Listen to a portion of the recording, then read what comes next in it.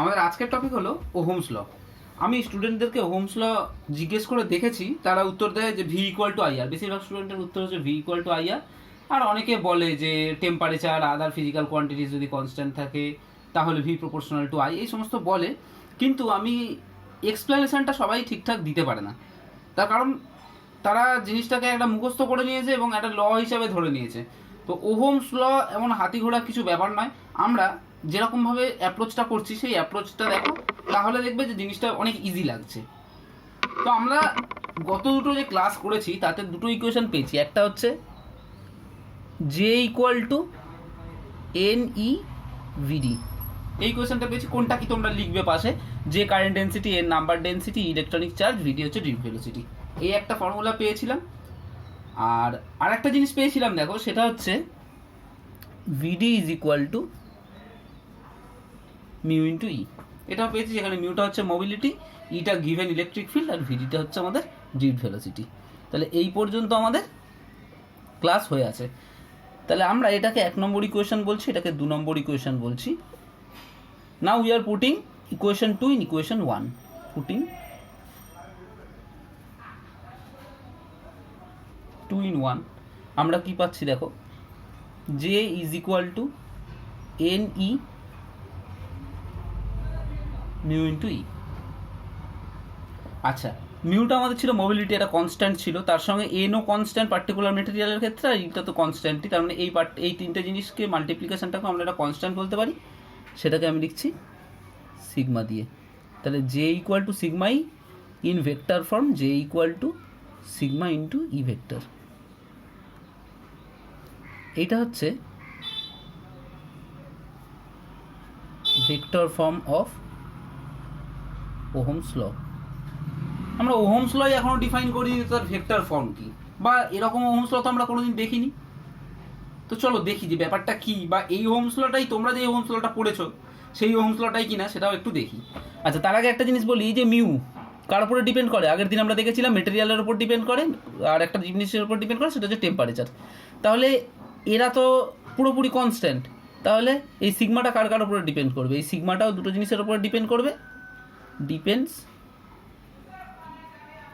On temperature আর depends on material. তাহলে এইখানে যদি জে এর সঙ্গে, তার মানে ওহমস ল অ্যাকচুয়ালি হচ্ছে এই জে এর সঙ্গে ইলেকট্রিক ফিল্ডের রিলেশনশিপ। তাহলে এখান থেকে আমরা কীরকমভাবে বলতে পারি? আমরা বলতে পারি দেখো, যে keeping temperature constant and material of the conductor fixed, the given electric field is proportional to current density, বা current density proportional to electric field, এটা আমরা বলতে পারি। তাহলে এই যে কনস্ট্যান্টটা আমরা পেলাম, এই সিগমাটা এর উপর ডিপেন্ড করে, এই সিগমাটাকে বলা হয়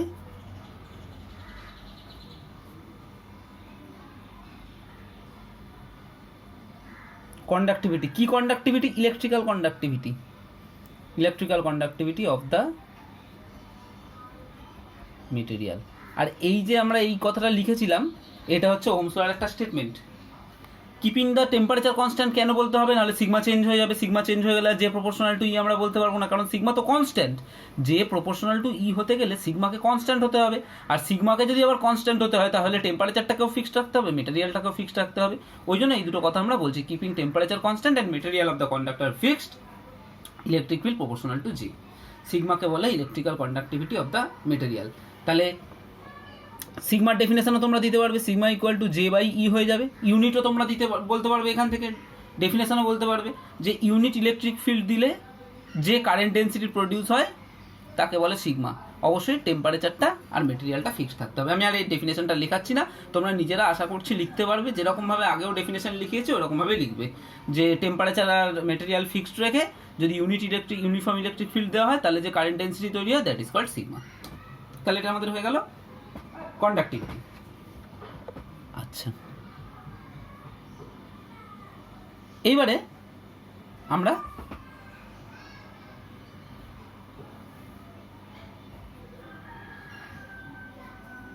এরকম একটা এল লেন্থের কন্ডাক্টর ধরছি, আর ধরছি এর এইখানে আর এইখানের মধ্যে এই দুটো যে পয়েন্ট আছে, এইখানের পোটেনশিয়ালটা আমি দিয়েছি ভিএ, এইখানের পোটেনশিয়াল দিয়েছি ভিবি। তাহলে আর একটা জিনিস ধরেছি, VA potential is greater than VB potential.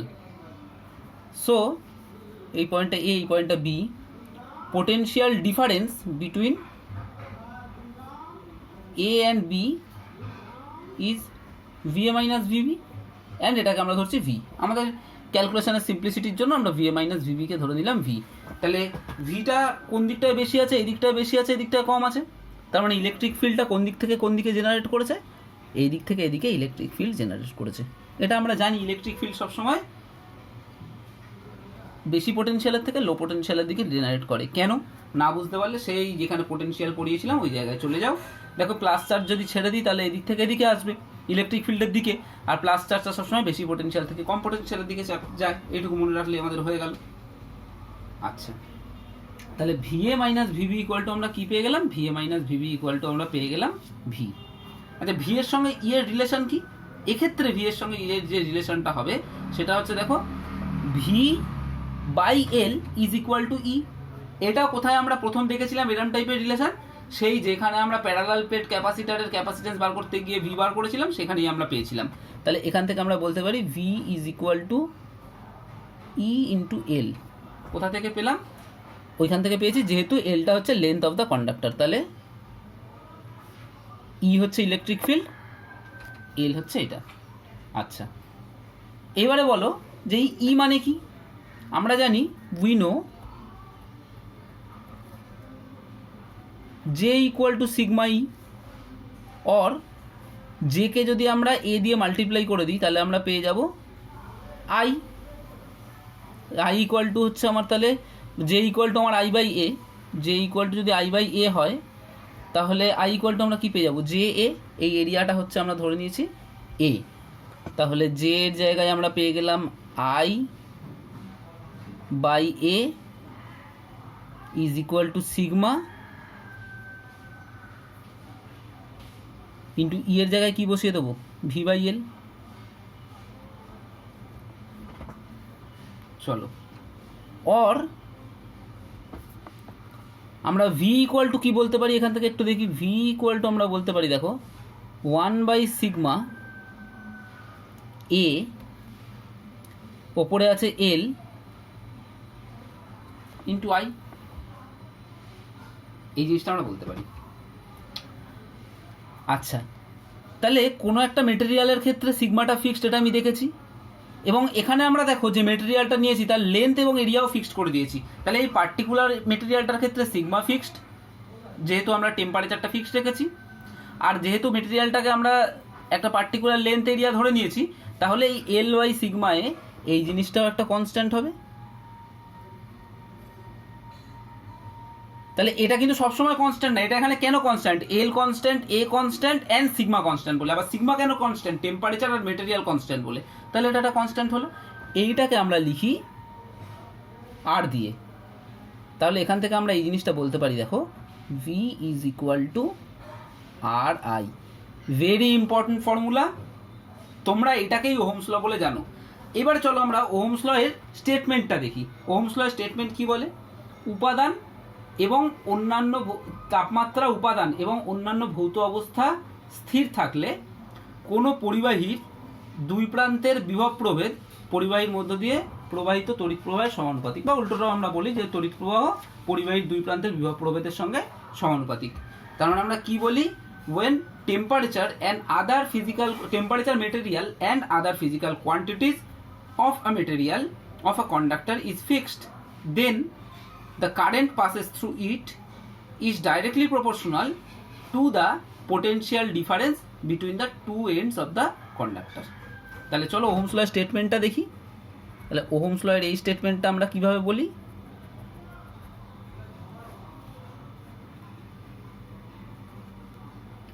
when temperature,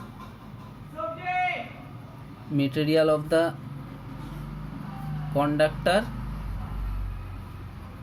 and other physical quantities are fixed, then current passes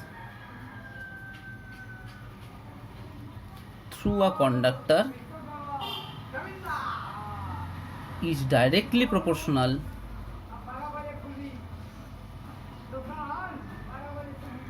to the potential difference across the conductor. তাহলে এটার পরে আমরা লিখতাম, মনে করে দেখো এটার পরে so V proportional to I or V is equal to R I, এই আরটা হচ্ছে proportionality constant and this is called our resistance. এ কথাটা আমরা বলতাম এতদিন। তাহলে প্রথম প্রশ্ন হচ্ছে আমাদের, তাহলে temperature, material of the conductor, other physical quantities fixed, এই যে কথাটা বলেছি এই কথাটার মানে কি বা কেনই বা বললাম এই কথাটা। তাহলে দেখো এই কথাটা কেন বলেছি সেটাতে আমরা আসি। সেটা হচ্ছে দেখো, তাহলে আর ইকুয়াল টু কি প্রথমে আমরা দেখে নিই। আর ইকুয়াল টু কি এটা আমরা দেখি আগে।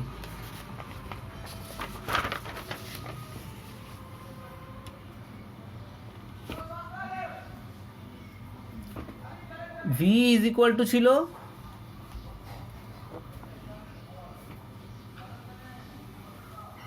ভি ইজ ইকুয়াল টু ছিল আমার 1/σ/L/A, দেখেছো এক্ষুনি, এটা ছিল ইন্টু আই ছিল, এটাকেই আমরা আর বলছিলাম। তাহলে আর ইজ ইকুয়াল টু আমার হচ্ছে 1/σ/L/A। আচ্ছা, সিগমাটাকে কি বলছিলাম, কন্ডাক্টিভিটি বলছিলাম। 1/σকে আমরা রো দিয়ে ডিটারমাইন করা হয়, এটাকে বলা হয় রেজিস্টিভিটি। রেজিস্টিভিটির আর একটা ডেফিনেশন আমরা এক্ষুনি দেবো, ইউনিট সব দেখবো। সিগমার ইউনিট তো আমরা দেখেছি কীরকমভাবে বার করতে হয়, তাহলে রেজিস্টিভিটি ইউনিটটা আমরা এখান থেকে দেখবো অবশ্যই। তাহলে দেখো এই সিগমাটা কার উপরে ডিপেন্ড করে, টেম্পারেচারের উপরে ডিপেন্ড করে আর মেটেরিয়ালের উপর ডিপেন্ড করে, একটু আগেই দেখেছি। তাহলে আরকে যদি আমাদের কনস্ট্যান্ট হতে হয়, ভি প্রপোর্শনাল টু আই হয়ে যদি আরকে আমাদের কনস্ট্যান্ট হতে হয়, তাহলে সিগমাকে অবশ্যই কনস্ট্যান্ট হতে হবে। অ্যান্ড সিগমাকে যদি কনস্ট্যান্ট হতে হয় তাহলে কাকে ফিক্সড হতে হবে? সিগমাকে কনস্ট্যান্ট হতে গেলে টেম্পারেচারকে ফিক্সড হতে হবে, মেটেরিয়ালকে ফিক্সড হতে হবে। আর একটা যে কথাটা বলছি যে আদার ফিজিক্যাল কোয়ান্টিটিস, মানে দেখো আদার ফিজিক্যাল কোয়ান্টিটিস মানে হচ্ছে লেন্থ, আদার ফিজিক্যাল কোয়ান্টিটিসের মধ্যে পড়ছে এরিয়া, তার মানে সাইজ অফ দ্য কন্ডাক্টর, এটাকেও ফিক্সড হতে হবে। তাহলে যখন আমরা জে ইকুয়াল টু সিগমা ই এই ফর্মুলাটা যখন বলছিলাম, একটু আগেই দেখো আমরা জে ইকুয়াল টু সিগমা ই করেছি, তাই না? এই যে জে ইকুয়াল টু সিগমা ই এই ফর্মুলাটা যখন আমরা করছিলাম, তখন শুধু সিগমার ওপরে কন্ডিশনটা ইম্পোজ করে দিলেই আমার চলছিল যে সিগমা কী করে ফিক্স থাকবে। সিগমা ফিক্স থাকতে গেলে তাহলে শুধু টেম্পারেচার আর মেটেরিয়াল ফিক্স থাকতে হতো। ওই জন্য আমরা এখানে লিখেছিলাম just keeping temperature and material of the conductor fixed. আর যখন আমরা আরকে ফিক্সড করাতে হবে, যখন আমাকে দেখো আরকে যখন আমাকে ফিক্সড করাতে হয়েছে, তখন আমাকে কাকে কাকে ফিক্সড করা হয়েছে? সিগমাকে ফিক্সড করাতে হয়েছে, তার মানে টেম্পারেচার ফিক্সড, মেটেরিয়াল ফিক্সড। এলকে ফিক্সড করাতে হয়েছে, তার মানে লেন্থ ফিক্সড। এরিয়াকে ফিক্সড করা হয়েছে, মানে area of the conductor fixed. তাহলে এই ফিজিক্যাল কোয়ান্টিটিসগুলো ফিক্সড থাকতে হবে বলে যখন আমরা ওহমস ল পড়েছি তখন দেখেছি, দেখো when temperature, material of the conductor and other physical quantities fixed, এই কথাটা আমরা বলেছি। তাছাড়াও আরও কিছু কিছু জিনিসের ওপরে এই ওহমস ল এর যে আমরা বললাম যে ফিজিক্যাল কোয়ান্টিটিসের মধ্যে যে শুধু পড়ছে তা নয়, কার ওপরে ডিপেন্ড করে? আকারের ওপরে, তার মানে পরিবাহীটা যেরকম শেপ আছে, সাইজ আছে, তার উপরে ডিপেন্ড করছে। মেটেরিয়ালের উপর তো ডিপেন্ড করছে, টেম্পারেচারের উপর ডিপেন্ড করছে, আরও অনেক কিছুর উপরে ডিপেন্ড করে। যেমন ধরো সেলেনিয়াম বলে একটা কন্ডাক্টর আছে, তার উপরে যদি লাইট পড়ে তাহলে তার রেজিস্ট্যান্স কমে যায়। তারপরে ধরো বিসমাথ বলে যে একটা মেটেরিয়াল আছে, সেটাকে ম্যাগনেটিক ফিল্ডে রাখলে তার রেজিস্ট্যান্স বেড়ে যায়। তাহলে এই যে কন্ডিশনগুলো, এগুলোকেও ফিক্সড রাখতে হবে। মানে তুমি একবার এক্সপেরিমেন্ট করছিলে ম্যাগনেটিক ফিল্ডের মধ্যে, একবার ম্যাগনেটিক ফিল্ডের বাইরে রেখে করেছো, বা একবার আলো পড়ছে বেশি, তাহলে আরও ইন্টেন্সিটি বাড়লে কারোর রেজিস্ট্যান্স কমে যাচ্ছে, এই সমস্ত ঘটনাগুলো যাতে না হয় ওই জন্য আদার ফিজিক্যাল কোয়ান্টিটিস ফিক্সড কথাটাও কিন্তু ওহমস লয়ে খুব গুরুত্বপূর্ণ। So V proportional to I only যদি তুমি বলে দাও তাহলে হবে না, কারণ রেজিস্ট্যান্সকে ফিক্সড রাখতে গেলে if resistance to be constant resistance has to be constant, then we should keep in mind then that temperature, material of the conductor and other physical quantities should also be fixed. Otherwise we cannot say V proportional to I. So whenever we are asked to state Ohm's law, then we have to impose these three conditions to hold the law. ওকে, এটা আমরা বুঝলাম। তাহলে এইখান থেকে আমরা পেলাম 1/ρ কে আমরা কি বললাম, রেজিস্টিভিটি বললাম, আর R = 1/ρ L/A। তাহলে 1/ρ কে আমরা রো দিয়ে 1/σ কে আমরা রো দিয়ে বলতে পারি ইন্টু L/A। R = তাহলে আমরা এটা পেয়ে গেলাম। তাহলে রেজিস্ট্যান্স কার কার উপরে ডিপেন্ড করছে, depends on 1 number material, 2 number temperature, 3 number other physical quantities. আর এ শুধুমাত্র কার উপরে ডিপেন্ড করে, সিগমা যার উপরে ডিপেন্ড করতো টেম্পারেচার আর মেটেরিয়াল। ঠিক আছে, আচ্ছা আর এর ইউনিট কি, এখান থেকে আমরা ইউনিট পাবো। তার আগে আর এর একটা ইউনিট দেখি, দেখো V = IR, তো তাহলে R = V/I। তাহলে আর এর ইউনিট আমরা পাবো হচ্ছে ভোল্ট পার অ্যাম্পিয়ার, এটাকে বলা হয় ওহম। কেমন, তাহলে আর এর ইউনিট হলো, আর কে বলে রেজিস্ট্যান্স অফ দ্য কন্ডাক্টর। তার মানে যেই কন্ডাক্টরটা নিয়ে কাজ করছি সে আরটা হচ্ছে তার রেজিস্ট্যান্স। কার কার ওপরে ডিপেন্ড করে আবার সেটা, লেন্থের ওপরে, এরিয়ার ওপরে, রোয়ের ওপরে। এবারে আমরা চলো দেখি যে রোটা কি। তাহলে রো = আমার হয়ে যাচ্ছে, দেখো এখান থেকে R × A/L। কোথা থেকে পেলাম, এখান থেকে পেয়ে যাচ্ছি। দেখো রো = R × A/L। তাহলে যদি আমাকে বলে যে রো কার কার উপরে ডিপেন্ড করে, একটা জিনিস দেখো, রোকে আমরা যেখান থেকে ডিফাইন করেছি এটা রো এর ফর্মুলা হতে পারে, কিন্তু যখন এ আর এল চেঞ্জ হচ্ছে তার সঙ্গে সঙ্গে আরটাও চেঞ্জ হয়ে যাচ্ছে, হয়ে গিয়ে কিন্তু টোটাল এই জিনিসটা ফিক্সড থাকছে। তার মানে রোটা শুধুমাত্র কার কার উপরে ডিপেন্ড করছে। বারবার করে বলছি, কেন বলছি এতবার করে, তার কারণ এইটা কিন্তু তোমরা অনেক সময় ভুল করো। লেন্থ এরিয়া চেঞ্জ হলে রো এর কোনো চেঞ্জ হবে না, কারণ তার সঙ্গে সঙ্গে আরটাও সেরকমভাবে চেঞ্জ করে যাবে। তাহলে একমাত্র টেম্পারেচারের ওপরে ডিপেন্ড করছে আর মেটেরিয়ালের ওপর ডিপেন্ড করছে হচ্ছে রোটা। তার মানে তুমি একটা আয়রন নিয়ে, তার যত বড়ই আয়রন নাও, যত মোটাই আয়রন নাও না কেন, তার এই যে রো বা রেজিস্টিভিটি এটা কিন্তু ফিক্সড, বা তার কন্ডাক্টিভিটি কিন্তু অলওয়েজ ফিক্সড। তাহলে এর ইউনিট কি, দেখো যদি আমরা রো এর ইউনিট নিই ওহম, আর into metre square by metre, তাহলে = ওহম মিটার। এটা হচ্ছে ইউনিট অফ রেজিস্টিভিটি। তাহলে ইউনিট অফ রেজিস্টিভিটি আমরা পেয়ে গেলাম ওহম × মিটার। ঠিক আছে, এবারে রেজিস্টিভিটির আমরা ডেফিনেশন কি করে দেব, রেজিস্টিভিটির ডেফিনেশনটা দেওয়া খুব ইজি। দেখো ধরো আমরা এরম যদি করতে পারি, L = 1 যদি করতে পারি, A = 1 যদি আমরা করতে পারি, দেন রো = R, তাই না? L = 1, A = 1 হলে rho = R।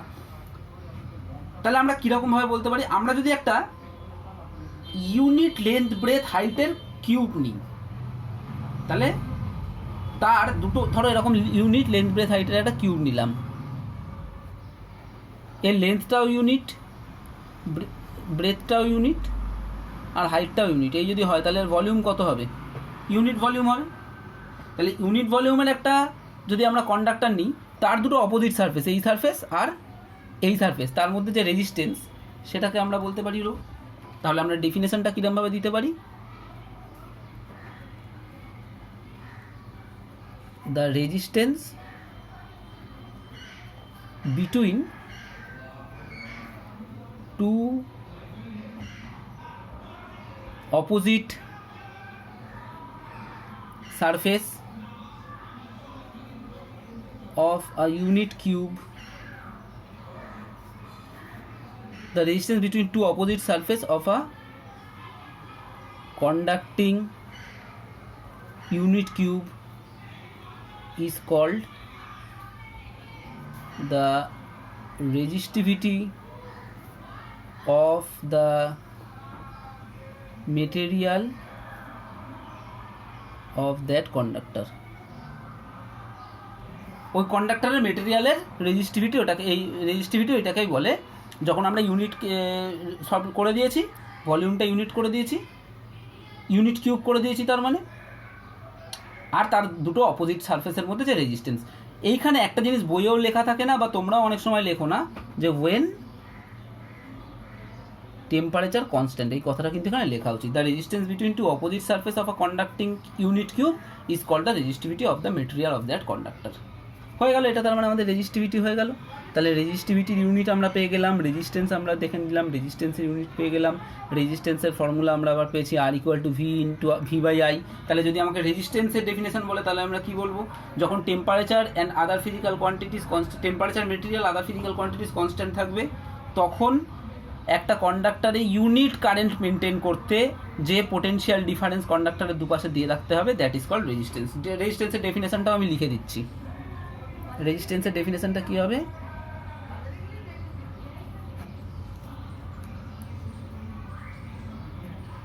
For a particular material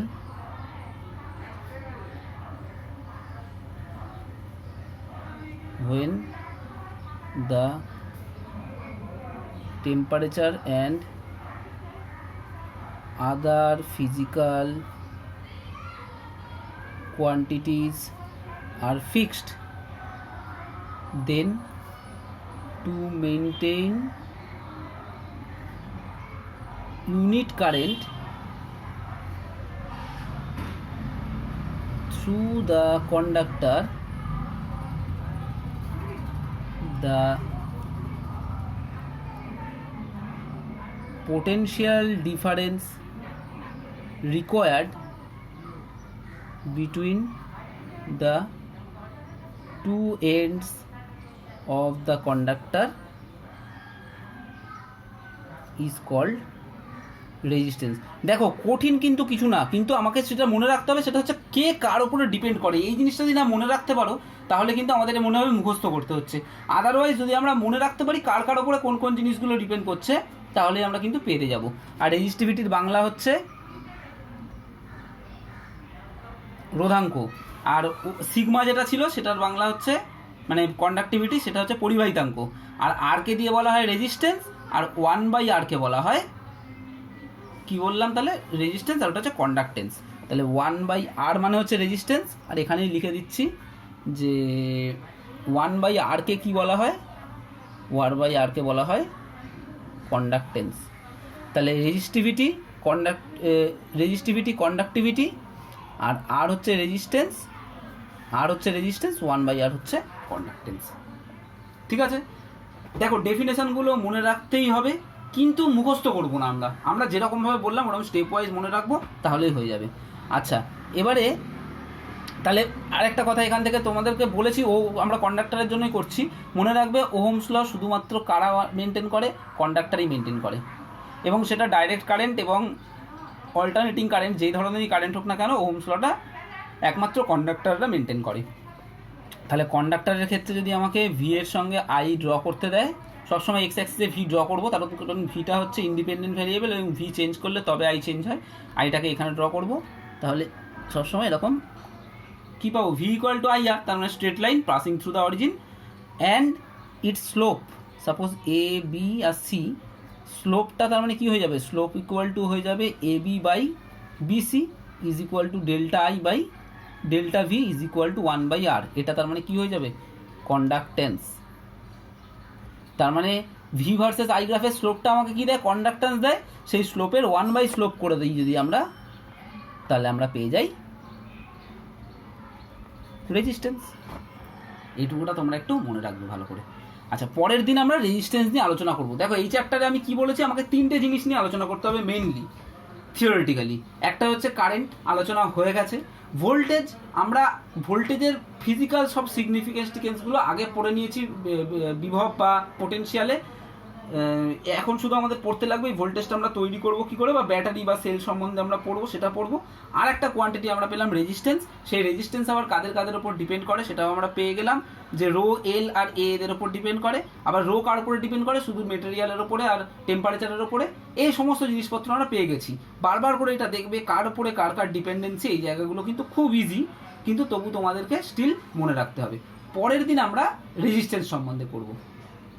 তাহলে আজকের জন্য এইটুকুই থাক। তোমাদের ভালো লেগে থাকলে চ্যানেলটাকে সাবস্ক্রাইব করো, আর বন্ধুদের সঙ্গে শেয়ার করো, লাইক করো, কমেন্টে জানিও কেমন লাগছে। কোনো জায়গায় বুঝতে অসুবিধা হলে বা কোনো সাজেশনস থাকলেও আমাকে কমেন্টে জানাতে পারো।